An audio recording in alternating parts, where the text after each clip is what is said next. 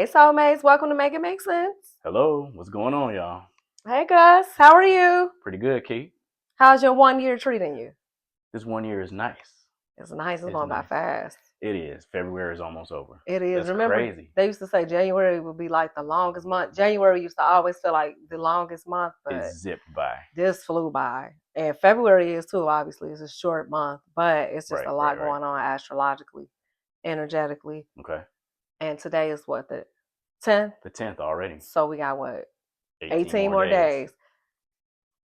Stay tuned, soulmates. It's just getting started. I just came back from vacation. When did I come back? Last week? It's been about a week. About a week. Yeah, I went to the DR. It was my first time there. I had a good time. Okay. And I guess I didn't know what to expect in terms of, like, I know it's a third world country, but I don't know. I realized that a lot of the women out there are prostitutes. Okay. And they call them Doras and what do they call them, Mannies or something? I know they definitely call them Doras. But at some point I started to ask, like, oh, if everybody is prostituting,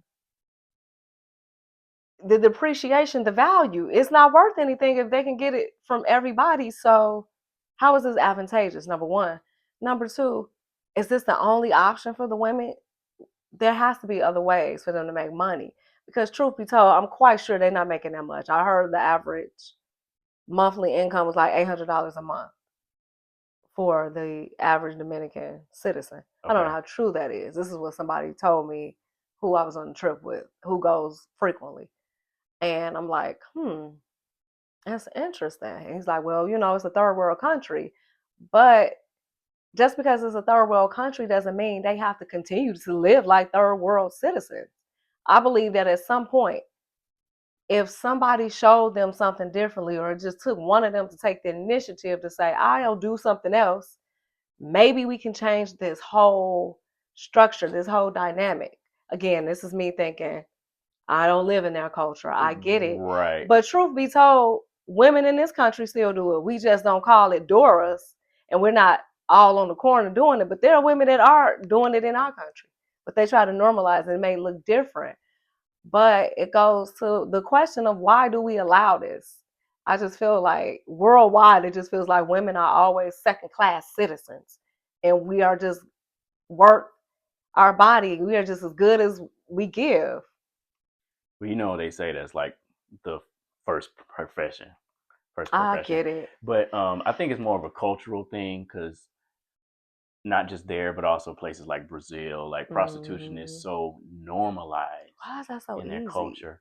God did not create the feminine body or the vagina for that game. That is not why we have our feminine parts. And I guess that's the thing for me is if you are spiritually and consciously aware, that wouldn't be okay for you to buy nor give. I just feel like, I don't know, maybe it's just me. I'm deep. I get it. Yeah, you think it deep, but like what makes a person, what makes a whole culture feel like this is the thing to do or is normalized to them? Like what is it from your experience down there? Or did you get to talk to some of the women? I did speak to one. Okay. She was a friend of my roommate's, but she wasn't doing that. I didn't speak to any of them in particular that were the prostitutes or the Doras. But I think what it is it's the cultural norm. Somebody in their family probably told them and taught them that this is what you got to do to survive. So they felt like, okay, I got to grow up and do the same thing. My mama did it, my grandma did it, my auntie did it. And it just keeps happening until somebody say, no, I'm not going to keep doing this. I'm going to make money a different way. How about y'all be surrogate mothers? You get to give life and good idea. Make great money because people pay top dollar to have a surrogate. I'm just saying. I'm just thinking out off the cuff. Something besides selling my vagina, because if I'm gonna sell my vagina, let me utilize it for the purpose God gave it to me, to give birth, to give life, and obviously to have sex, but not for money, because then that goes to even the purpose of sex.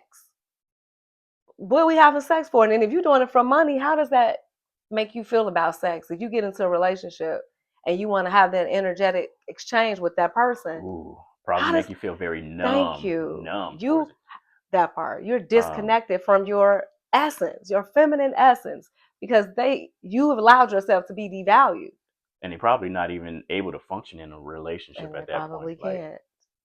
probably couldn't even. So yeah, That's it was interesting. And I guess ever since I've left that country, since I've been back, that has just been heavy in my soul. And I was talking to a friend of mine about it. She laughed at me because I said, if everybody is selling sucky fucky for $20, it depreciates. Like, it just doesn't make sense to me.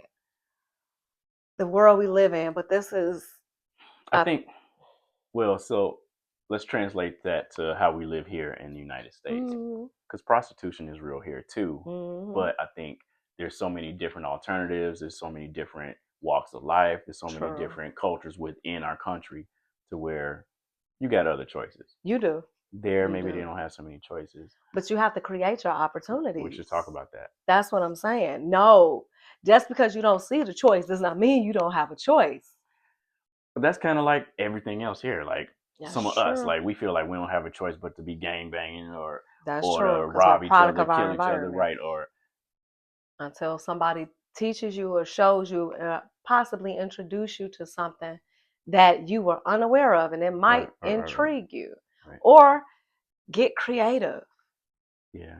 Think expansively. Think outside the box. It's hard because there's this whole thing that says when you're in poverty, you don't have a choice but to live a life of crime or prostitution or. But why is that? And that's a lack of scarcity mentality, because that's what they want you to believe, especially in our country. That's exactly what they want us to believe. Yeah. And a lot of us still believe that cultural norm. That is not true. Like, I don't believe that we have to work our fingers to the bone to survive and overwhelm and stress our bodies to the point where we're exhausted, where we don't even have time and energy to give to ourselves, yet alone another person. Right. So in the DR, was it more so like local prostitution or the? So where I was at, and I can't tell you what town it was because we stayed in a condo. Okay. We was actually in the town, so they were like the local prostitutes. I mean, like the young girls walking up to the man, grabbing them by the crotch. But these were like visitors, or they were. Yeah, we had stopped at the store, and I told you the gentleman that was there with me and my friend, my roommate, and her friends. He like, yeah, they walking up to him, grabbing his crotch, and he got offended. He like, I don't like that. I don't know why they think that's cute. I said, because of their culture, that's their way of saying, I'm selling, give it to me. Like, because that's what they were taught. It was very interesting, and they were so young, and it's like, they're so beautiful. You know me, I just have this heart where I just want people to see their true gift. Their true light is on the inside. Like, you got everything you need to make a living inside you without having to go that route. But if that's your normal, it's hard to break norms. It's hard to break anything unless you can present that alternative. And maybe we got to show them. And maybe that's what I got to do. Come on. Listen, it ain't over till it's over. It's not over till it's over. As I say, I was working with a client earlier today because they reached out about relationship challenges. And what I discovered during the call is that this client tends to, and it was a male, tends to find partners in which they need support to the point where he's always giving and trying to uplift them and trying to help them out. And my role, again, I'm not a therapist. I try to help you identify your emotional patterns. I'm holding a mirror up to your face. So I asked him, I said, have you noticed how you show up in relationships? I don't care about these women because now that relationship ended. He said that, it's hard to recognize the true them because he wasn't noticing the red flags. I said, okay, so now that you've seen and you've experienced that, when we meet again, your homework is to, first of all, write down the red and the green flags. But you also said, because he said he needed to vet them better, come up with some better questions, because let's be honest, we have to ask different questions now. Beyond the, so what do you like to do? Beyond the basic. Yes. Yeah. See, Yeah. He's saying he wants to find a like-minded individual. He wants somebody to align with him. I get it, which means you're going to have to show up different. You are going to have to ask different type of questions, because when you're dating, I like to call it consciously, because that's what I choose to do now. I look at people differently. I show up differently in relationships. I even have to ask the question, what is your goal? What is it that you want out of this? Because I believe in reciprocity, while also believe that I'm not going to waste neither one of our time. Let's just go ahead and get clear and honest about what we both want. So the dilemma is, a lot of times people don't know what they want, or they think they know and they're presented with it, but yet they still don't see the value in it. Does that make sense? It does. It does. Because I had a conversation with a gentleman, and this was a personal conversation, because my question for him was, you and I connecting, where is this going? Because I just need to know. I need to have an understanding. I need clarity now. Usually we don't want to ask them questions in the beginning, because usually we don't want to tell an answer, or we're not prepared. So we talked about something once before a long time ago. What we say? Intentions. Yes. What are your So intentions? yeah, what are the intentions in the very beginning? So you're having this conversation, you're talking about where we're going, where we're headed. Do both people have the same intentions? That's the question. That's what we need to know. Now, for a man, I'm gonna tell you, if he's not talking about being in a relationship right away, if that's not the goal right away, then he playing with you. And that's what I know. He playing with you. And that's what I know. And so that's why I said, let's just go ahead and let's just get to the point. Let's get to the actual factuals, because I see this. Plus, this is somebody that I knew years ago, and I know God stay testing me. So I say, okay, I might be interested in exploring this, but what does this look like? Because at this point, I'm trying to see, did you evolve? Have you grown since that last time? Because I know I'm not the same. Okay. I'm different. And he was honest. I don't see me being in a relationship like right now. I can't say I would be in a relationship 6 months from now. I said, okay, so you just want us to be friends with benefits? Because that's not okay for me, because that's not where I'm at. I want to be in a relationship. I'm not saying tomorrow it's a relationship, but let's date with intention. Either it's going to work or it's not. But I'm also not going to waste my time giving you the best of me when you don't have no intentions on being with me anyway. So why do you deserve that? So I was like, okay, no, we'll just be friends. I appreciate your honesty, and I'm not upset. Intentions. It's right. And that's the thing. It takes a woman to be able to listen to a man when he says that, because that is a form of honesty. It is. When a man tells you, yeah, I'm not trying to be in a relationship. Okay, so if you don't want to be in a relationship and you do, we're not in a right. So it's just not a match. You can't force it. And I'm not going to try. Because a lot of times what women do, I think I might have tried it too in the past. Matter of fact, I did. Pause. I did try to do it. I did it with my husband in college.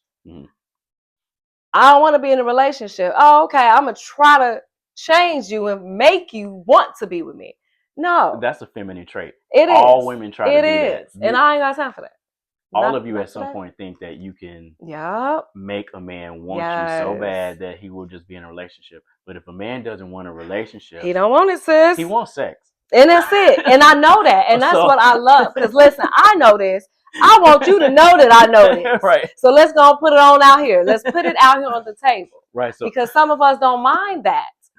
I used to be that girl. I'm just not there today. Right. And that's just you. That's just for me. Every person that doesn't want it, there's 5 more that do. That will. So find them. Right. Yeah.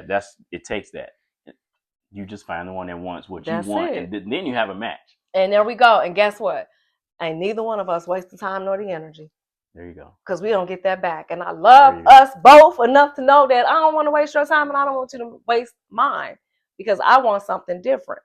And the reason why I had to have the conversation is because I was with this person last week, and this was right after the Leo full moon. And all of a sudden I just started feeling really emotional, because they were expressing how tired they were, and like their phone was ringing. Like, they deal with a lot of family pressure, a lot of work pressure. He does a lot for a lot of people. And I'm like, is there anything I can do? He's like, my head hurt, my back hurt, just rub my back. So I'm doing it. And I just started feeling emotional. And I'm like, why do I feel like I want to cry? I'm picking up on his energy. This is not fair to me. I'm so empathetic. Now here I am about to have this exchange. Pause. Because I can't give that to you, especially if you're not even planning on being with me. Well, I'm about to give you the best of my time and energy. And not to mention my body, mind, and soul. But now I gotta carry your emotional baggage. This too much for me. So let's just get clear. It's a projection. And it wasn't he was doing it on purpose. No, nobody it's does. Just me and how I show up. I'm a water sign. I'm deeply empathetic. I am going to want to be that person. I'm a nurturer. I'm a lover. Yes, yeah. I'm going to want to rub your feet, make sure you're good. But why am I about to give you wifey responsibilities and wifey treatment when you're not even presenting to be a husband? Because water takes the shape of whatever. Oh, baby. Yeah, right. And this Leo rising said, wait, pause, nope. Yeah. See? Yeah. I told y'all, soulmates, I will never be the same. After that 9 year, this 1 year, I show up differently. And that's what I learned, that, okay, I ask the questions faster now. See, this is when your discernment grows. You ask these questions in the beginning. So I was trying to get my client to see, once you get clear about what you want, what your values are, what your non-negotiables are, it won't be that complicated anymore. Then you'll be able to discern whether or not this woman is worthy of you showing up as a husband, because that's what he was doing. And then you don't even have to waste your time, resources, energy, and everybody can get into alignment with who is truly meant for them. Right. Because that's where we're at in 2026. Tell the people about your client. Not your client, but your services. Oh, when you mention clients, like what my exactly clients, do you do? So good question. Everybody wants to know, what does she do? I'm not a therapist, soulmate. I'm a certified life coach. However, I'm an emotional integration specialist. I help you identify your emotional patterns, the way you show up in relationships, the way your emotions make you show up, think, react, respond. Because we don't even realize. And somebody asked me, well, how do people know if they need to heal, if they don't know that they need to heal? I said, oh, you don't know because something in your life is out of balance. Something is bothering you. Your body feels it. Your mind definitely feels it. And you're just trying to ignore it.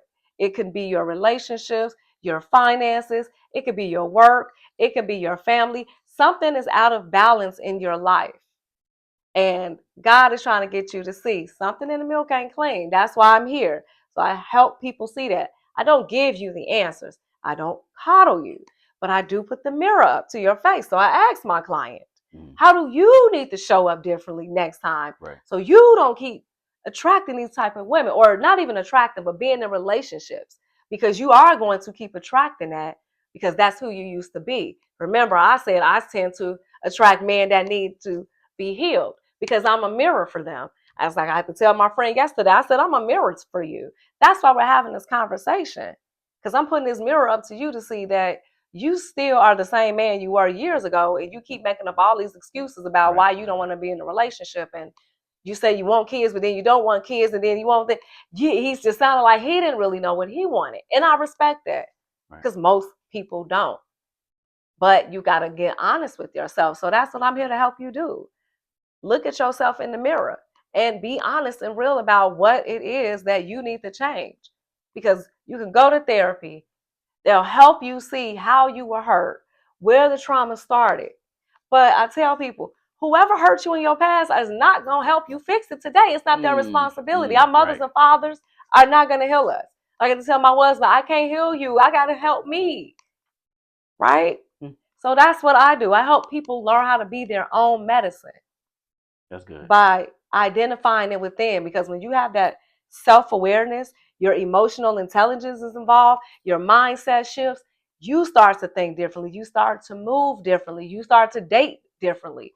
Everything changes. And sometimes I feel like I'm on an island, because it's like nobody is thinking like this, right? And those they're out there. They few far in between. But it's like, wow, it can be lonely sometimes, but I don't mind, because I need to be isolated and alone at certain points in my life.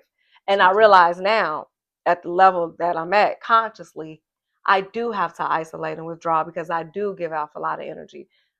I bartend, I'm constantly communicating, I'm constantly connecting with people. If I'm not at the bar, I'm doing it on social media, I'm doing it in my, one-on-one Right. meetings with my clients, or I'm speaking. So yeah, I do need that space, right? And then that creates another dilemma, because if I get in a relationship, can they respect my boundary? That some days I don't want to be bothered and I'm gonna need to rest and be still and know I don't need to go out all the time. I don't need another steak dinner. Okay. I'm not saying I don't appreciate it. But what I need is somebody that can match that energy, that can align with me energetically. This is not about sex. This is not about money. This is about emotional intelligence, mental stamina, and spiritual connection. Do we have a belief in trying to help change people's lives? And it does not have to look the same. I'm not expecting my person to be doing what I do. They can be a police officer, they could be a fireman, they could be in the ER, or they can just be a good citizen in the streets, in the community, in government. I don't care. Now, how easy is it for you to come out of coach mode, or so like, can you really make transitions when you're with somebody? Like, what makes you say, okay, I'm not looking at him trying to feel him out. I'm not trying to heal him. I'm not trying to fix him. I'm not trying to analyze him. Can they heal or unheal? Yeah. That is a great question. How do you draw that line? That's been my problem. So that was my issue in 2025. See, okay, that was the lesson I had to learn.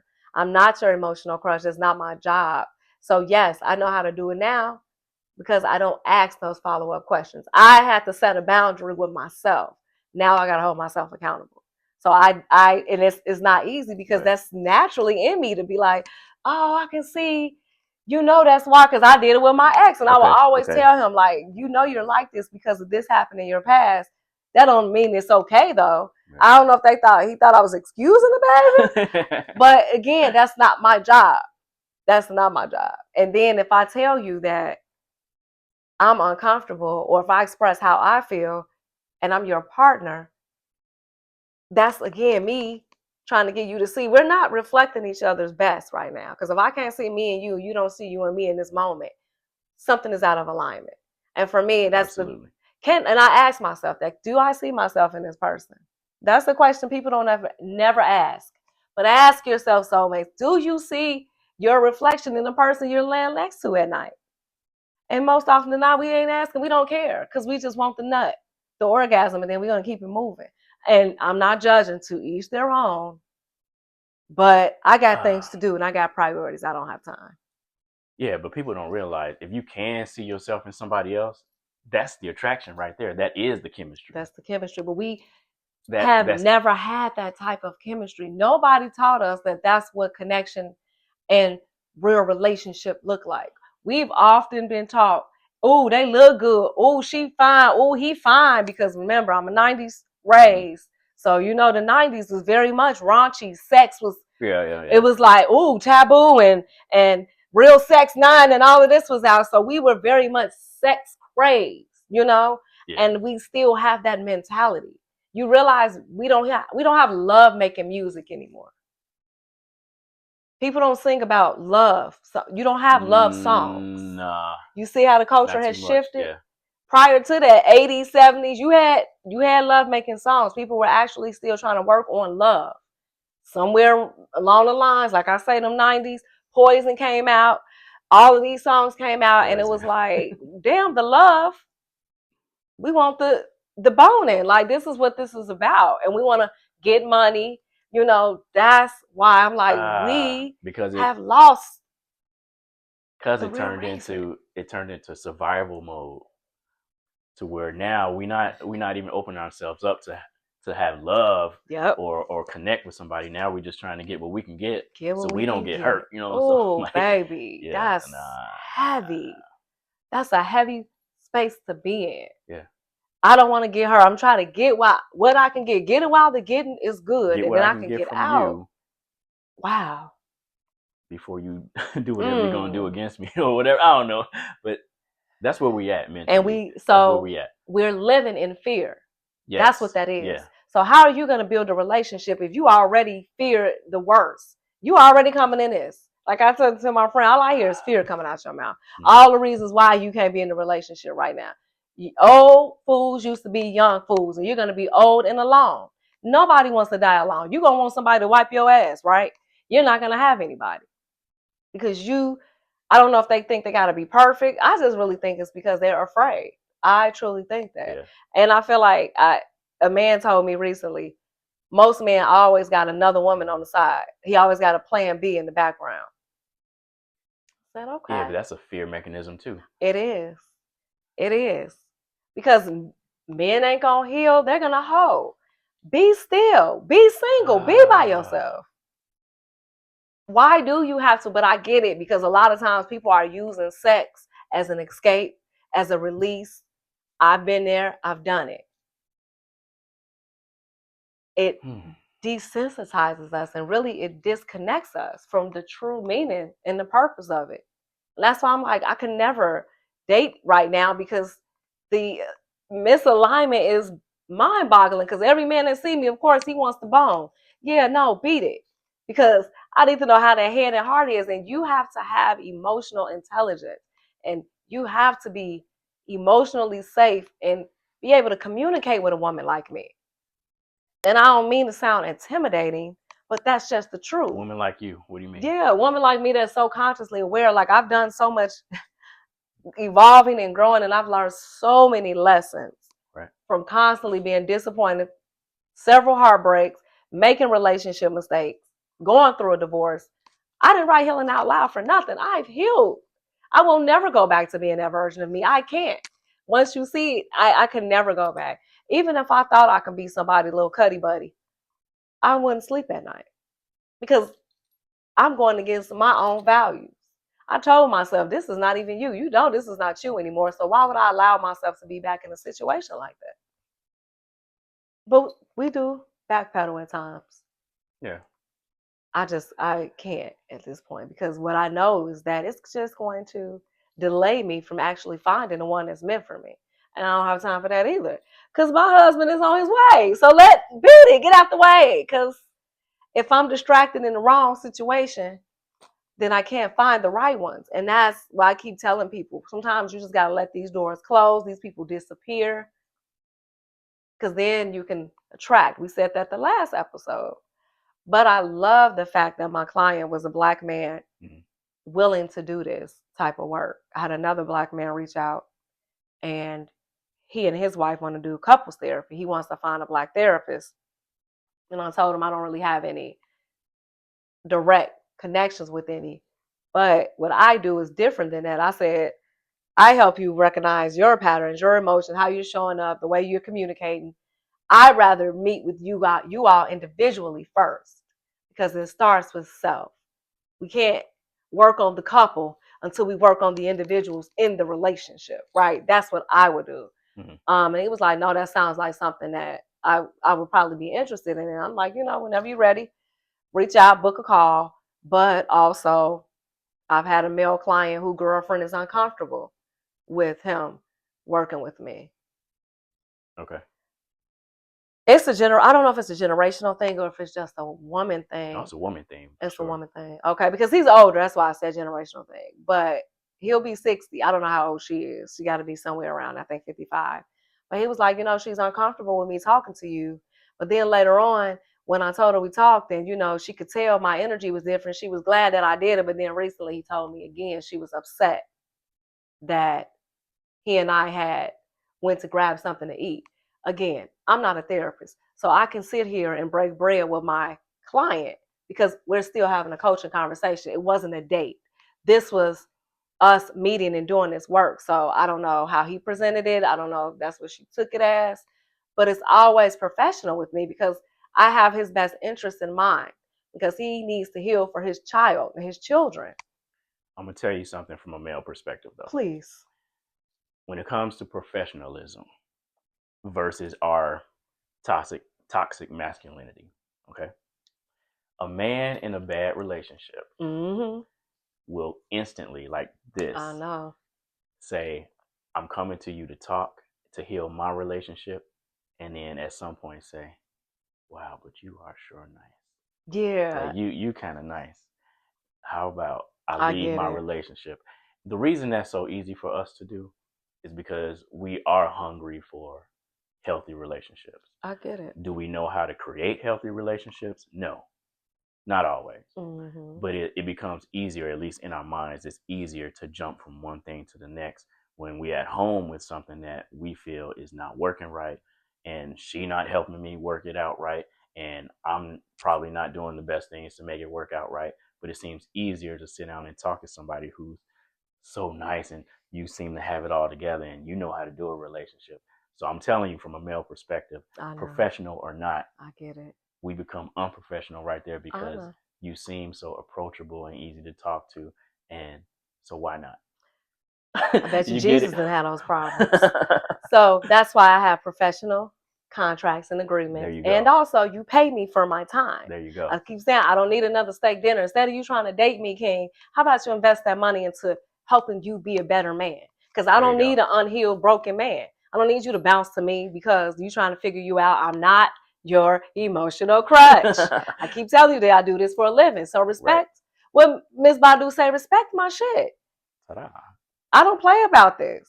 And if you keep overstepping that boundary, then this is done. I don't have to work with you because you are not respecting my boundaries. Right. And that's an issue because a lot of men won't respect boundaries.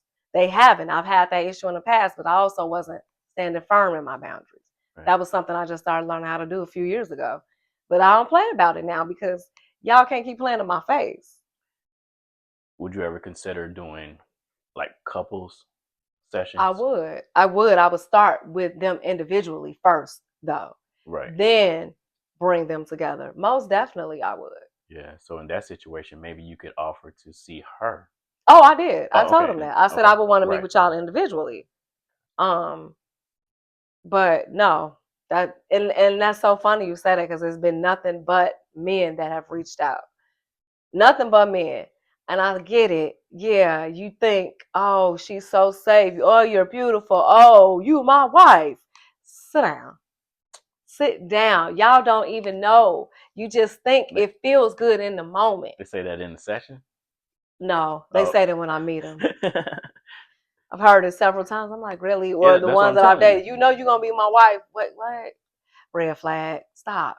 But that's the problem. And that's a red flag for me because that tells me, oh, he's not in alignment. He's still thinking from his inner child because he's still looking for somebody to fill this void. I'm not your mama. And I'm not about to help you fill in that void. Only you can do it. Like you said, they keep trying to find something. Start with self. That does not work. I tried it. You're not ever going to be happy in another relationship unless you're happy with yourself. So I told my client earlier today, I said, you're still going through the healing because he was in a 90-day relationship around the same time I was in it last summer. Okay. And he was like, right now I'm not dating. I'm just, focusing on my money and my business. I said, okay. And I respect that. I said, but you did say you want to find an aligned connection. So you have to be open to receiving it and finding it. But if you're going to be guarded still, you're not going to find it. It could present itself right in front of you and you wouldn't know it because you got your blinders up and you're so guarded. Let's help out the women a little bit who are watching. Yes. Hey, queens. So reach out. Don't be scared, sis. You know what? No, I just want to say, I had a woman reach out and I actually went to high school with her. And it really meant a lot to me. She said, I watch and I see everything you post and I'm just so proud of you. Keep up the good work. I see everything you do. And I've had other women reach out and say that. So thank you, queens. I really appreciate that because I'm not here to compete. I'm not here to take. I'm a reflection of y'all. I'm taking one for the team, queen, because I know the things I've gone through, y'all have gone through too. And that's why I speak my truth. That's why I talk about my relationship drama and baggage and lessons I had to learn. So, queen, you don't got to go through it. Right. Your sister ain't got to go through it. Your daughters don't have to go through it because I'm going to help us figure it out. I don't have a daughter, but I bet you my son ain't going to be out here being somebody's raggedy husband trying to find some woman to make him feel better because my baby going to be self-aware. Well, he already is. Right. But that's the part of what I keep trying to get people to see is that we're in a cultural shift. We're in this true transformational, transitional phase in the world right now. And you have those that are in the new world, and you got those that are still in the old world, the old mentality. Right. That old, what is it? What I like to call it, it's that old energy. That's what it is. The old. because Pluto's in Aquarius now. It's like they're still stuck in the old Capricorn energy. Pluto and Capricorn, because that's what love and connections look like. It was dominance, control, who had more. It was resources, just get together because, oh, you got the money, you look good on paper. That was the age of Capricorn when Pluto was in Capricorn. Now it's in Aquarius, and we're not building solid relationships on those types of foundations, and they are cracking.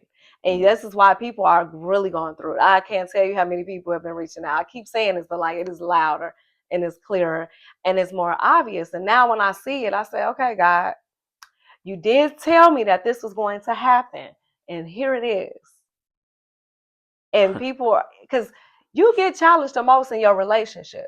Yeah, for sure. That's what we struggle the most with, emotional literacy, because we can't even communicate how we feel truly with the person because we're afraid of their reaction. We're afraid of their response, what the fallout might be. So we lie, or we people please, or we just shut down. And I just want to ask people, how does that make you feel? You okay living the rest of your life like that? It's too short for misalignment for me. Gotcha. It's too short for misalignment. And I know how hard it is to leave a comfortable situation. I had to leave my marriage. I understand. It was terrifying. It almost took me out. I get it. So that's why I can say that from a place of where I'm at now, because I survived it. And I also know I won't ever go back to that. I just can't. You said something that made me question. Well, it brought a question to me. What's that? So, from a woman's perspective, when you hear a man say, "Oh, I want you to be my wife," now I know if you say that prematurely, it's weird. It's a red flag. Okay, so help women decide. Like, at what point do you know that a man is being sincere when he says that?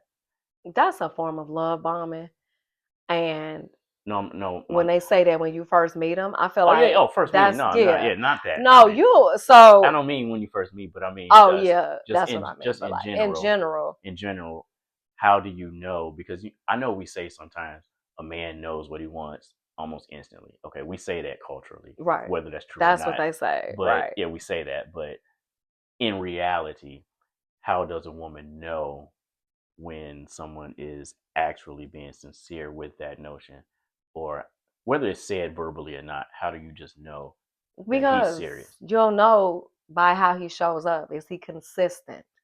Does his words and actions match? Does he walk it like he talk it? If he can show up with integrity and respect, consistency, you'll start to see you, and then a woman can feel it. Usually a man will give you the signs. He'll give you the hint. You'll know.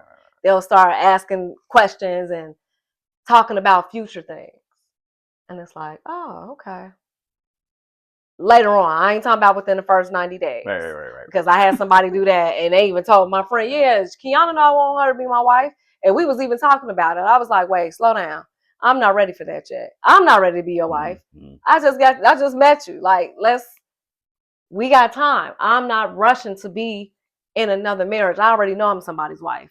When the time comes, it'll present itself. But I'm not like, oh, where are you? Come get me now. No, I'm saying, let's work on it when I find you. Like I told you before, we gonna work on this because we're not about to just go run and jump the broom. And it's not gonna work like that. Not for me.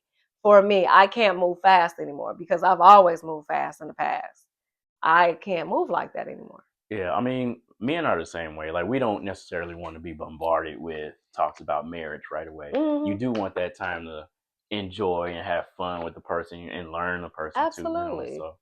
So, and I don't know why it's not even so much about the marriage, because no, it's permanent, it's long term. But I want to know, what is your future goals for yourself? How do you think about your vision for your life? That's going to determine whether or not you even husband material. What's your long-term goal? What's the legacy you trying to leave? And when you start asking them type of questions, then that's when you realize, oh, they don't know what I'm saying. They can't answer that. Because I just hit them with a question that they've never been asked before. Because most people never thought about. Yeah. Says a lot, but it's very interesting. I'll say it's interesting. And I'm a very patient person. So when I encounter these types of individuals, I don't take it personal. I just go, poor thing. Because the healer in me is like, oh, yeah, that baby got some severe abandonment wounds, or got these mommy and these daddy wounds, Mm. or he is not healed from a past relationship that went bad, and his heart is still broken. And men ain't gonna admit they got their guards up too. They be shielding and they don't even notice it, Yeah. or rather, they don't want to admit it. Or you're moving like that. And I know for a fact my husband was like that. We talked about it after he and I separated, and we were in a good place. And I'm like, you got to date. You have to move on. You deserve love. I ain't getting back in a relationship and I ain't doing this. I said, yes, you are. You just got to heal, because that's just impossible.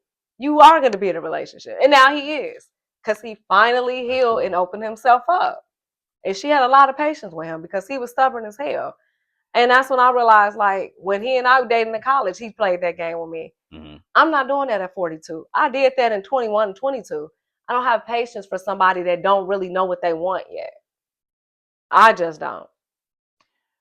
Because I know what I want. And so that's the imbalance. I'm not saying I know if I want it from you, but that's why you date and get to know somebody. But you, at the bare minimum, have to know what you want. Well, sometimes there's a conflict between men and women because a man will know what he wants, but he'll end up with a woman who is not what he wants. That Now, makes sense. it doesn't make sense, but it happens. And so in that dynamic, a woman might tell that man, you don't know what you want. Yes, he does. He's just in a situation that he doesn't want. Mm. And so to the woman, it feels like he's being messy or he just being indecisive. No, he's not being indecisive. He's just in a situation. He's with a woman. He likes the physical attraction. He likes the everything that He comes just with it. doesn't want me, Correct. is what that is. Got it. Correct. He But he knows. just likes the sex. Yes. I mean, not in every case, but there's a lot of cases where, I mean, I'm guilty of that too. I get Where I it. tell myself I don't want a relationship right now, and I'm adamant about that. But sex And is a relationship. yes, it is. It is. No, it is. It's so But weird. no, It is so weird the way we think. We it can is. bond. We can have Yes, this. I know. I admit it. This whole energetic exchange. We can bump uglies. Sometimes exchange sexual fluids. Oh my You're goodness. correct. When you say it out loud, it sounds crazy. It does. It sounds retarded. I know. It does. It does. But I'm being honest from a male perspective. We put ourselves in that situations a lot of times where we know what we want, but we succumb to weaknesses and being with things that we don't want. And then to the woman, it makes it seem like we're being indecisive or can't commit or scared of commitment. No, we're not scared of commitment. I just don't want to commit to where I'm at. Okay. So the correct move is to not do that and just be patient until you get what you want. That's it. That's it. Be patient. Patience. Like you said, you're being patient. So. We don't be having a lot of that, especially in this day and age. We want instant gratification. We want the answers. We want it now. I want it now. No, patience. Patience is definitely a virtue, and it's something you have to practice constantly. Even in a relationship, you still have to have patience. But this also is probably why we're seeing fewer people getting married now, because we are not being honest and authentic about what we want. So why are you wasting time knowing this ain't what you want? Why are you settling? This is not going to help, because in the long run, it's still going to end, because the foundation wasn't solid. You weren't being honest. Mm-hmm. Eventually, you're going to resent. You're going to step out, all because this wasn't what you wanted. Let's just stop wasting each other's time. Just be real. I'd rather you tell me now versus you wasting my time. Now I'm about to be upset and hurt because you done strung me along. You done wasted this time as opposed to you being 100 with me. But you was being selfish instead of being honest about the fact that, I don't really want to be with you, but I do want to experience you. Yeah. And you're not going to be able to tell me that because she ain't going. So you don't want to be honest. And that's why I say it's selfish, because you just want what you want. Allow the other person to make a choice. And that for me is what I desire in any relationship, partnership, friendship, is your honesty. Because I don't care how bad it can hurt. I can handle the truth more than a lie because I'm a truth teller. So I expect you to be real with me. So that's why I had a conversation with my friend. Like, no, be honest. A lot of women can't handle the truth Oh though. no. And honestly, I think that's an avenue for you to help other women because If they want it, I'm here to help them. I'm that definitely here to it help is them. a big problem. Like they can hear the truth, but still somehow believe they can change the situation. They can make this man do right, act right, change, or And I would tell that woman, all that time and energy that you wasting, sis, on trying to get the wrong one to be the right one, you could have yes, been yes, getting ready for the right one. That's how you got to look at it. You got to let that go so the one that's for you can appear. But if you keep yeah, entertaining misaligned partners, you're never going to find what's for you because you're not going to take the time, first of all, to let that go, to heal, to grow, to get honest about who you are and what you value, to find and attract what's truly meant for you. right, That's what the healing looks like. And we don't do that a lot, men or women. right, right. We don't end a relationship, take some time, unpack it, figure things out, determine what I didn't or didn't like about this situation as it related to me and what I didn't like about that person. So now when I do get back in the next situation, I'm not going to do this again. Why? Because I learned and I healed. There you But if go. you don't do it, guess what? Same shit, different toilet. Right, right.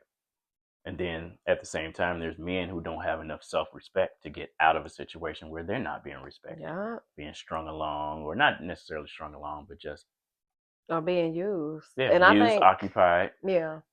Get out of that. And You know? I just want everybody to love themselves enough to know that you are worth more than that, king, queen.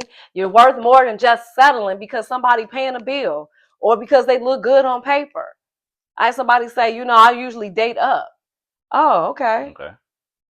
To each their own. Does that make you feel good? But you're single. So how up are you?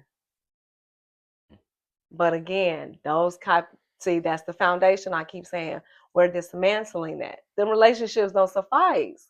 We not marrying like Big Mama and Big Daddy did back in the day. Oof. I don't need no man to pay my bills. I need you to help me build this legacy. I don't need you to pay the bill. Introduce me to somebody that's going to open the door so I can pay my own bill. See, that's how I think. I don't need you to support me in that way. And sometimes men get offended by that. You act like you don't need me. You too independent. It's Right. not about independence. It's about alignment. That's all. Alignment is the assignment Yeah. Yeah. Yeah. in real life. In real life, I think about the Bible. I think about that like it's already been written. Everything has already been written. What we're experiencing now, we knew it was coming, but now we have to continue it. Now we have to write what's happening now. Because what's happening now has not officially been written. So we're still stuck in something that was written 1,000 years ago for a world that we're no longer in. That's And this interesting. is why the collective consciousness hasn't evolved because they're still living in a world that we're not in. Everybody is still living in the old world, old structure. Our government still living in the old mentality, the old way of doing things. Yeah. And we are as efficient and conscious as our leader. So if you have a toxic leader running your company, your country, your schools, your families, then you're going to mimic what you see. Yeah. This is why the collective consciousness, the energy is so low vibrational in the United States right now. We see what's running our country. This is why the energy is so palpable. This is why I keep picking up on people's energy. And I'm like, no, I have to teach these people emotional literacy. I have to give them the language so that they can be able to handle these imbalances because it is emotional shakeup going on purpose. Everybody's wounds are showing up. Everybody's getting triggered. Because God said we're in the healing age. That's what this is all about. That's what this is. This is time. Because our ancestors couldn't do it. They had to survive. They was fighting for their rights, fighting for their lives, fighting for their livelihood. They fought, they did everything they did so that we can live the way we live today. Now we got a responsibility too, and that's to heal and teach the legacies and the generations to come after us what that looks like. Give them emotional language. Teach them emotional intelligence. Make them feel emotionally safe because we didn't have that. That's what I've been teaching people. That's what I teach now. That's my work and that's my mission. Because when you have that structure, then you save more lives from suicide. Then you have less youth feeling isolated and alone. Then you have less men thinking that they got to carry the world on their shoulders because now we all get to show up and support one another on an emotional level. That's it. That's all. That's all I'm here to do. Hey, Is that too much to ask? I didn't think it was, soulmates. I don't ask for much. it's not too On much to behalf ask. of God, we just want to help y'all heal. That's it. That's what I came to do. What you just said, though. What I say? What has to happen is a response to what you said. We got to change the way our culture functions and the expectations that we have of each other. Like when you said a man feels like he has to carry the weight of the world on his shoulders, he has to feel like he has a support system. Mm-hmm. Our culture has brainwashed us men from this big all the way up to feel like we have to be the supporters, the only. You have to be the breadwinner. You have to be the you have provider, to the be the protector. all in all. You gotta have all the answers. I mean, that's fine. That's cool if you're in position to do that. But where's the support system for that man? Where's the family structure? Where's the trust? Where's the? There's a lot that goes into that. Mm-hmm. Like we need to have. Oh, we're not have to have a woman, but if we're with a woman, we need to have a woman that. Well, no, you do. Well, and I ain't saying it's a wife. It's any woman. It can be your mother, your sister, your auntie, somebody. Well, what I mean is like men are inspired by the presence of a woman, whether it's the person you're in a relationship or not. We're just naturally like that. Mm-hmm. So when we're in a relationship with a woman, if we're going to be the provider, that's fine. But we have to feel like we're doing it for someone who appreciates it to a certain level. Not that we're being praised and honored, but just that it's reciprocal. Now you're talking. See what I'm reciprocity. saying? I concur. I get that. But, and I guess I want to just ask you, when you say we have to feel like we're doing it for somebody, how come you can't just do it for yourself? You are. Okay. You are, but it's an emotional response. I see. Like just knowing that you're doing it, not just because you have to do it, but because you're part of a system that works. Okay. When I say reciprocity, that doesn't mean you cooking and cleaning and I'm taking out the garbage. Oh, no. That's toxic right there. That's but so what I'm saying is we somehow find our roles. We found not roles, but we find our niche. Yeah. Our mutual strengths and how we balance each other out. Like, this is my strengths. This is what you're strong at. Now, how do we? Like teamwork. You know what makes I'm saying? the dream work. That's it. And it don't have to look a certain way. Somebody's the point guard. Somebody's the center. You know what I'm saying? Like Michael and Pippen. Come on. Yeah, right. That's it. That's all. And that's what I've been trying to get people to see. I'm like, it's about reciprocity. Yeah. Yeah. Roles. It has nothing to do with gender roles. It's about reciprocity. He can cook and clean and be at home all day, and I can be out working. It doesn't matter if that's the arrangement, the agreement that works for us. Yeah. Then it works. Or it could be vice versa. We can both be out here hustling and grinding, and that can work too. Whatever makes this connection work, and we are keeping each other best interest in mind, keeping each other happy, healthy, safe. We are matching each other's energy and reflections of one another. Then this is working. This is gonna be okay. A real partnership. A real friendship. You know. And then can we grow? Can we evolve and grow together? Because see, sometimes that happens too. And if that happens, then what do? Does the man then decide, no, I'm going to change and grow, I'm going to be better? Because more than likely it's a woman that grows. Well, I shouldn't say that because it was the opposite of my marriage. It was the opposite of my marriage. He was growing and I was like stuck. But usually it feels like it would be the woman. And I'm basing this off of my childhood and what I witnessed growing up. I was on opposite end of the spectrum. Okay. But at some point, it's like, when do you have to say enough is enough? You're not evolving. You're holding me back. You've been married. Did you feel like your wife was holding you back from truly being the best you? No, yeah. Yeah. In a lot of ways. where are we going with that question? I'm just curious. How did you feel about it? Like, did you feel that way? Did you feel like you all were evolving and growing at the same level? Yeah, definitely. We were growing differently spiritually, for Mm-hmm. sure. At the time, my spiritual growth led me into a better spiritual awareness, to where a lot of my practices, not practices, but my ideas and ways of going through life didn't seem familiar to her. Mm-hmm. It was kind of like weird to her. Like, why are you, Yeah. what, almost like, why are you so happy? Why are you like, Yeah. and I had to think about how to explain that. But she would literally say, like, why are you so happy all the time? Why aren't you mad? Like, she wanted me to get Why upset do you about want things me to in be life, like like, that? but I'm not You should ask her, why aren't you? though. So yeah, it's That's interesting. so yeah, we grew differently in Yeah. that respect. So if you're growing differently spiritually, Now you're talking, see, because it, that's it, what we're doing now. that Spiritual goes along bonds, that spiritual connections. Talk about that because we have never really seen that. And I don't mean we go to the same church every day or we go to the same church or whatever the case, or he go to church with me every Sunday. mm, No, you're saying your mentality changed. You started showing up differently. Your thought process changed, which yes, means when you change on the inside, you change on the outside. Your relationships are not going to be the same, especially if they can't even accept this version of you. right, That's why right, I right, keep right. saying, like, it's lonely where I'm at now. And I had to reflect on that. It's like, why does it feel like nobody communicates with me? And it's like, no, Yeah, it's not that they don't communicate. It's just that you're at a different place than where they are. And sometimes people just can't meet you at this level. They don't even know who you are now, Kiana. yeah, They probably right, right, watching you right, right. now, looking at you like, who is Like, what are you this? talking about? What is Like, she talking about? but Because I know my family think it. Jesus went through that too, though. I know His Jesus his did. family and cousins and everybody was like, "Who is this Who is person?" it? You think he better than that? Jesus think he better. Right, yeah, yeah. He's like, "Who is this?"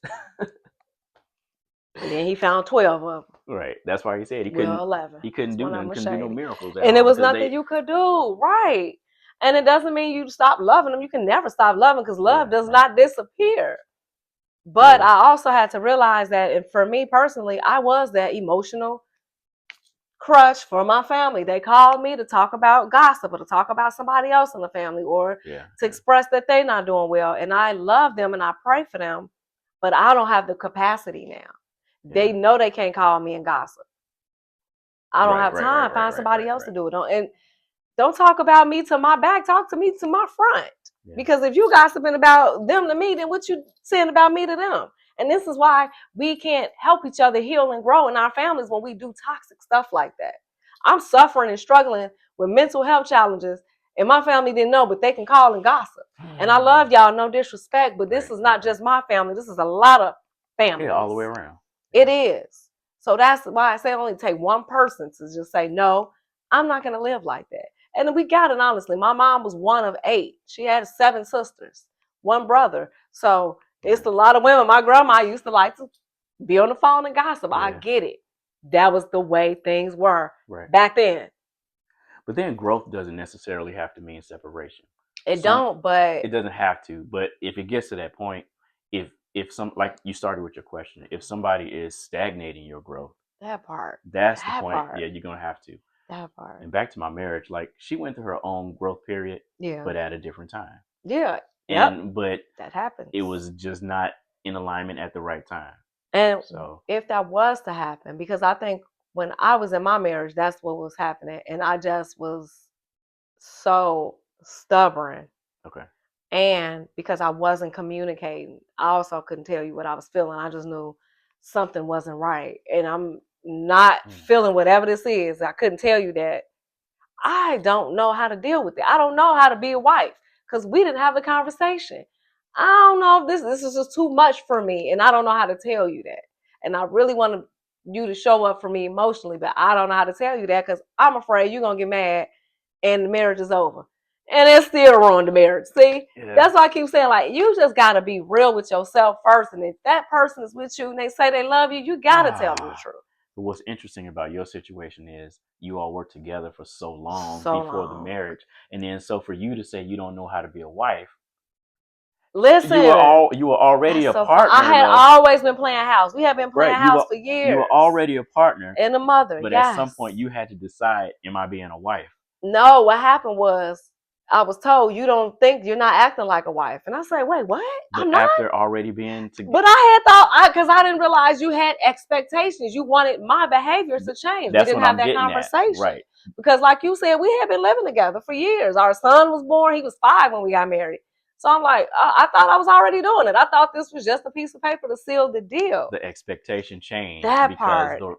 Yeah. Right. And then that put pressure on me. And I'm like, whoa, wait, I didn't sign up for added pressure.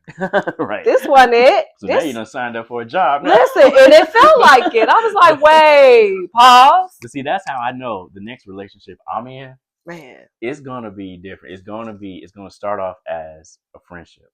It has to. That's the way I want it to be, because I know that if I have that foundation of real friendship, look, I'm saying this now, but I thought I had that before in another time. But anyway, that's friendship relationships in too, though. I know it does, but if a relationship can still have the same appreciation as you do for your friendship, right? If you can make that transition and still have the same level of appreciation, I think it can work. I concur. Let's take you and I, for example. Okay. Because I know I've been shady a couple of times last summer because I was in a relationship with somebody who was very threatened by you. And I felt at one point like, now I'm going to have to choose between them. I wasn't going to do it, but I asked him, I said, so do you want me to choose? He never would answer the question, but I knew he wanted me to choose him over you. And I'm like, but I'm not. Because I know no matter what, Gus going to be there. Gus not going to have me going through all of this, whatever this is that you have me going through. It's chaos. And I'm never going to choose, I'm sorry, especially if you're not my husband, I'm not going to choose. That's tough. I'm not going to choose you over somebody that I've known before who has shown up for me consistently. I'm just not. I'm not going to choose a man over my friends. Especially if we're not husband and wife. I'm not going to do it. Now, you my husband, and I got to start making some moral choices, then absolutely, I'm rocking with you. But at that point, no. Right, why? right. What? At that level. At that level, come on. Right. No, this is not how any of this works, and I wouldn't expect him to do it. But we've had disagreements in our relationship and our friendship, but we've been able to talk about it. Even though you irritate me sometimes because you're sad, and I feel like you always got to have the last word, it's the Scorpio in me. I don't know. But at the end of the day, we can agree to disagree, and there's still nothing but love and respect for each other. Right. Because it's never that serious. Everything don't have to be about agreeing all the time. No, like, what's the fun in somebody always agreeing? And then we do not have healthy conflicts. Nobody wants to have that. It's gonna be conflict. It has to be. How are we gonna grow? How are we gonna know that? Because it's always gonna be conflict, especially in a relationship. And I tell people that's when you're being battle tested. God is trying to test you. Okay, let's see. Can you get through this? You sure this is what you want? Because this could be what you deal with for the rest of your life. God been so good to me because God has gotten me out of several relationships that would have drove me mad if I was not forced to come up out of those situations because they were draining me. Yeah. And I almost was like, no, they gonna get better. No, he gonna change. Well, he was good today. He good. Oh, no. See, the consistency for me, it shouldn't take all of that back and forth. You either got it or you don't. And then that's how you can tell if somebody's being real. Because if it requires you to change your mind and you're constantly battling with the real you versus a version of you, you're going to see that ain't the real you. Because the real you is going to be revealed. And then I'll just say, when you get to a certain point in the spiritual awakening process, you start to see people differently. You feel things differently. You see. Yeah, you hit it on the head. Because before you reach that point, you have your preconceived notions. You hear things differently. Like somebody could say the same thing to you before your awakening, and you're going to react one way. But when you get that spiritual presence, you learn how to react differently. You do. You see it, you hear it differently. Yes. You can say, okay, maybe what this person said is something I don't have to agree with it, but I can get something from it. I can learn more about that person based on what they said. Yeah, help me understand. And, I and get still curious disagree.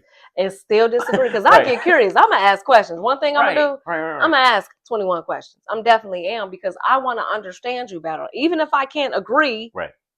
help me understand your logic behind it. Somebody asked me something one time. They said that you and I have a certain type of chemistry, right? Mm-hmm. But then they said, "Do you agree with everything she said?" Mm-hmm. I said, No, "No, you no. definitely disagree with me. Yeah, I don't agree with everything she says, but what that goes to show this though, there can be camaraderie Yeah, in disagreement. absolutely. Like that's the lesson here. Like you can disagree And and still still have be love. friends, right? Yes. And still get along. You And know what I'm that's saying? it. That's what So I'm like, no. I when I tell people that when I rock with you, I rock with you. First of all, I'm very selective and intentional with the connections in my life. So if I'm telling you that you're part of my circle, and if we have a disagreement, that don't kick you out the circle. Now you oh, well, might be thank on you, the shit list. No, I'm just playing. thank you, I'm thank you, just thank you. playing. But no, it's like no, it's not that serious for me because you did not do anything to jeopardize my safety or my well-being. So what I'm mad at you for? What I don't even have the time for that. Keep telling you, anytime I'm out of vibration and I'm not in a good space, I can't create and heal and do what I do. So I don't got time to be mad, angry, sad, depressed. Yeah. I can't do it anymore. No, no, no, no. She came too far for this life, this here lifestyle, to allow that. Yeah. To anybody to bring me to that place. I don't need your energy, your negative energy. And everybody's not always feeling their best all the No. time, but And then that's when I do not disturb. yeah. I'll get back with you when my energy, when my head and my heart is in the right space. I was like that this weekend. The moon was in Scorpio. Oh, if I wasn't at work, I would have been here, and I was here. On Super Bowl Sunday, I was at home in the bed, reflecting, listening to meditations, journaling. You didn't miss nothing.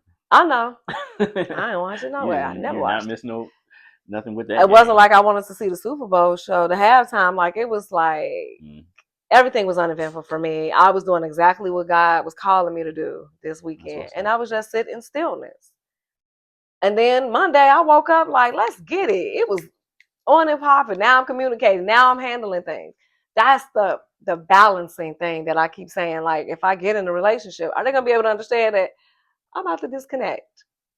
And it's nothing personal. I gotta recharge. Yeah. And one thing I realized, I was doing some research earlier today because I wanted to know what this year had in store for me. Okay. Based off of my birth chart, based off the astrology for 2026. And it said that because I've learned the lessons. I went through all of the things I went through, especially last year, but even the years leading up to that, this is officially a 1 year. Now I'm putting out, if you notice, soulmates, I'm putting out more work. I'm actually working and speaking and doing workshops. I'm doing the thing that I said I wanted to do. But also, I'm going to require more rest. And I get better sleep. They said you're going to require more sleep, deeper rest, and you're going to dream more, have more vivid dreams.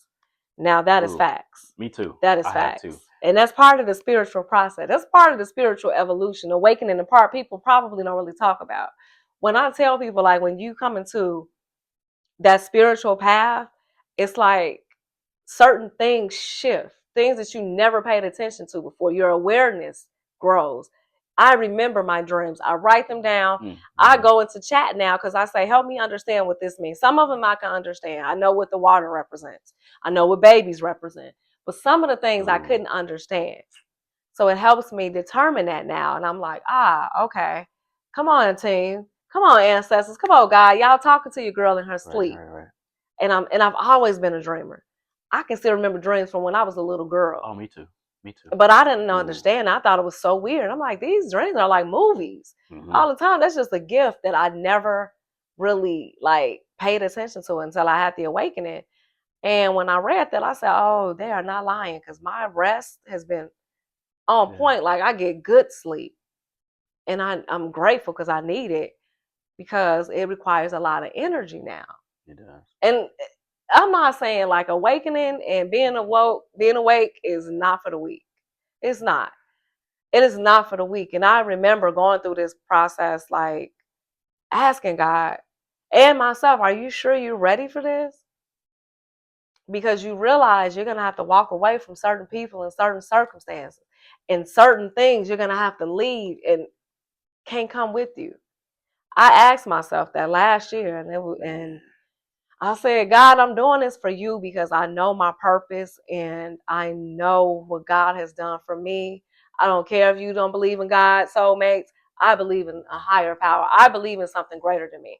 I ain't saying it's a man in the sky, but I believe in a higher power. And I said, yes, I'm going to do this, no matter how much it's going to require me to lose or walk away from. And I lost a lot and walked away from a lot of things and people last year. And now I'm sitting here today saying, and I said it earlier, I said, thank you, God. Just thank you for this moment, this space where I'm at today.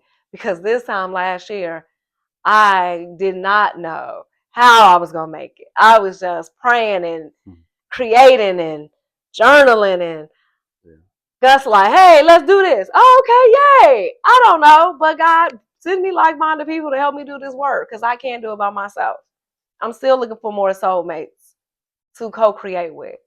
So soulmates, reach out. If you are a speaker, if you're an author, if whatever it is, if there's any way we can collaborate, I'm here to support a real collaboration, soulmates, seriously, because there's strength in numbers. And the more of us that can do this, the more lives, the more people are affected, the more impact. The more impact. It's so funny how we just end up in these silos and do everything solo now. It was never meant to be that way. And I'm an only child, so it's easy for me to be solo and think I have to do things by myself because that's just what I'm used to. But I'm like, no, I know I can't do this by myself. It's only one me. I'm a little thing. I can't do everything. I can't carry the whole world. I could, but I don't want to. Because then it's going to make me, I'm really not supposed to. I mean, the things you're trying to do, we change in culture. We evolving people when it comes to their emotions and changing society. Yes. That's a group activity. The great unlearning. It is a group activity. So, I mean, it is. Nothing individual about it. We got to draw more people in, one person at a time. We're drawing them in, but they got to be willing to want it and willing to step out to do it. It's going to happen. Oh, it is. It's already happening. But those that are not there yet, I invite them to reach out. I invite them to just pay attention. Just start to ask different questions. Because a lot of the things you think are normal aren't really. When you start to unpack those things and you start to challenge the status quo and be like, wait a minute, I realize I don't have a traditional life. I was not supposed to live a traditional life. I've never been a traditional mother. I've never been the traditional wife. I've always been this way. And for a minute, I thought it was something wrong with me. But now I understand it's because I was supposed to do this because I'm meant to lead and live differently. But that also means that I won't have traditional relationships. Meaning the relationships that I'm going to have are going to be built on different foundations. That makes sense. It does. It does. When you know better, you do better. You want better, you desire better, you attract better. There you go. Respectfully, with love. But that's where we are now. And like I said, today is February 10th, which means Venus has officially moved into Pisces. Venus loves to be in Pisces. However, Pisces is a dreamy, watery sign, very compassionate. That's why you're having so many dreams, because that Pisces energy is very much highly intuitive. Okay. So that's also why I've been picking up on people's energy like this. And I'm like, oh, whoa, hold on. I don't want this. It's too much for me, especially for people that don't even want to be with me like that. I don't want to carry your energy. I don't have time, right? But pay attention, soulmates, because the lines could get blurry. Them boundaries could get blurry. And you got Valentine's Day come up. Be careful, soulmates, because we got an eclipse on the 17th. So whatever's unfolding now, it's going to get loud next week. and then in Mercury retrograde, because Mercury is also in Pisces. And that happened last week. And all of a sudden, my communication just skyrocketed. I just started asking different type of questions, different thoughts, because that's how God speaks to me. Like every time something shifts astrologically, my energy, the messages sound different. Things get clearer. And then it all starts to make sense. It's like a puzzle for me. And it's like, oh, that's why I'm feeling this way. This is why I'm having these conversations. This is why my soul is saying, I have to teach emotional literacy. I'm bigger than just a mental health speaker or a suicide survivor. Yes, that's the why I chose to do it. But what I'm here to do is bigger than that. And that's what I started to realize, like, okay, that's what this is. This is what this has always been about. What's interesting is we all have the same planetary and astrological We influences, do. but we're not able to acknowledge it or understand it. I know. Or so we can't pick it out. Nope. Studying it, you can pick it out and almost Mhm. anticipate it. You can follow the Can. patterns and know where to go with Because it. that's all astrology is. Right. It's just study of patterns for me. right. History repeats itself. We hear it all the time. History repeats itself. Why do you think that is? Because planets are moving and repeating their placements in certain parts of the sky. The last time Mercury was in Pisces for this long was January of 2020. Mm-hmm. We know what happened in 2020. Everybody knows what happened in 2020. Just stay woke, soulmates. That's all I'm going to say. We also had a Mercury retrograde around that time. And I remember I started doing, because I love doing this, I always do a look back on my life. What was happening in my life at that time? I had just lived in my apartment. I had been there for about a few months. I was talking to somebody. We wasn't dating because he was married, but he was that crutch that I was using while I was trying to heal, because I still didn't know how to heal after the marriage ended, after I moved out. Mm-hmm. And I remember he just disappeared, ghosted me. And I'm like, what just happened? You just stopped talking to me. And it was so odd. And he reemerged right when the pandemic hit. It was like April. Things started shifting, so things started going back direct. And I remember him coming back around, and then he finally admit it's because his feelings were too deep. And instead of him communicating that he needed to pull back, he just disappeared. It triggered the hell out of me, but it didn't stop me from figuring it out, because that was the best thing he could have did. Because after that, I was like, I will never allow myself to be that attached to somebody. There you go. It was just me and my dog, me and Ali at the time, but we figured it out. So I say all that to say, pay attention to the communication in your relationships, soulmates. People start disappearing. If they ghost you, don't take it personal, soulmates. They are growing through something. Because when people ghost, that's them thinking they got control. When they try to block you, they think they got control. But really, it's them not being able to admit that I'm hurt, or you hurt my feelings, or Okay. I still want to be connected with you, but they're not going to tell you that. So they block you because that makes them feel like they have power. So don't take it personal. There you have it, folks. Just making it make sense. That's it. So soulmates, stay tuned. We have more coming out. Oh, I got a surprise, soulmates. I am going to be doing a series called Healing Out Loud Uncensored. Why? Because you get to see me behind the bar helping people heal, healing spirits, right? Because that's what I do. So I'm going to set the phone up. We're going to get the recording. These people at the bar, don't worry. They're okay with it. They've asked me to do it. So, because this is what I do. This is exactly what I do. So let me give you all the opportunity to watch people in real time experience the medicine that I give. There you go. And the audio book, Healing Out Loud. Audio book is coming. So make sure you guys pre-order it. I do have the pre-order available now. If you haven't gotten the book, there is a bundle. You can buy the book. Make sure you go to IamKianaShatine.com and place your order. If you haven't gotten the book yet, you can get the entire bundle.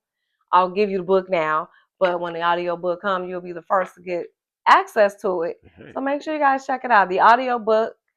The book is good too because it allows you to write make notes because I do have questions in here, but the audiobook is a step above that because I get into more reflection questions in terms of relationship healing, healing from grief, healing from mental health, all of the things that we have to heal from that we don't ever want to talk about. So make sure you guys check that out. And what about you, Mr. Carter? What you got on deck for the soulmate? I have a book coming out. The title is, I have a new title. Uh-oh, we got a new title. The title is Shaping Views of Love. And it's and it's all about my experiences from childhood all the way up until now that have helped me shape the way I view love and connections and the meanings of those connections. Coming soon. Ooh, black men talking about love. I can't help it. It's a part of who we are. Hey, so I'm glad you said it because they act like they're not. They don't even know how much we love them. Let us love you, brother, but you gotta love you first. Yeah, absolutely. Absolutely. All right, soulmates. Until next time, make sure you guys like, subscribe, comment, share. Gus family. Gus said y'all don't be looking at the YouTube. He said y'all only look at the clips. Gus family, the Carter family, please go look at the channel. Please subscribe. Please watch it. Thank you, soulmates. Listen, it's okay to speak. It's okay to share. It's okay to comment. Yes. It's okay to subscribe.